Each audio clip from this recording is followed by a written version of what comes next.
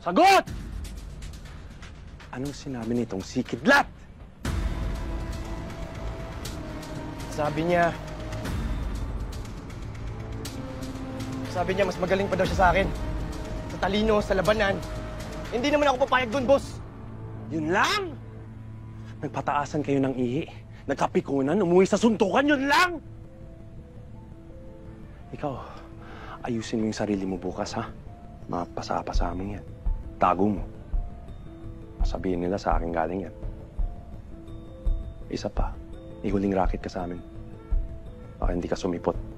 Darating ako, boss. Good.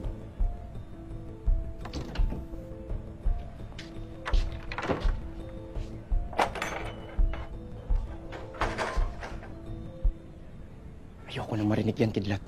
Bahala ka kung anong iisipin mo. Kung kakampi ba ako o kalaban. Pero huwag mong baliwalay yung sinabi ko, Sob. Mag-iingat ka kay Berhel. Siya ang tunay na traidor.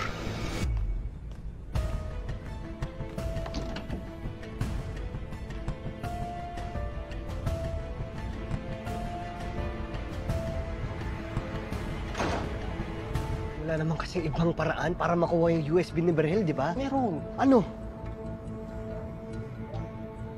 Oh, wala, di ba?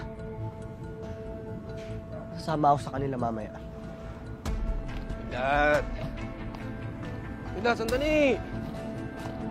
Kidlat! Kidlat!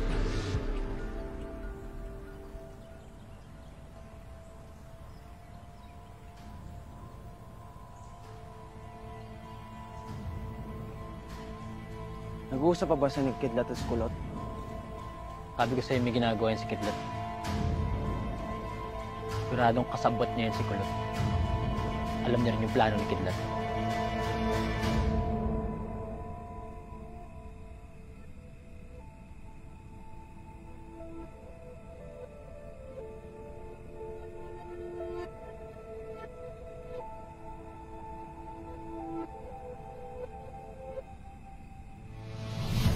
Boss, malakas ako. Matalino. Kaya ko maging leader. Tunayan mo. O sige, ano ba gusto mong gawin ko? Isa lang pagagawa ko sa'yo.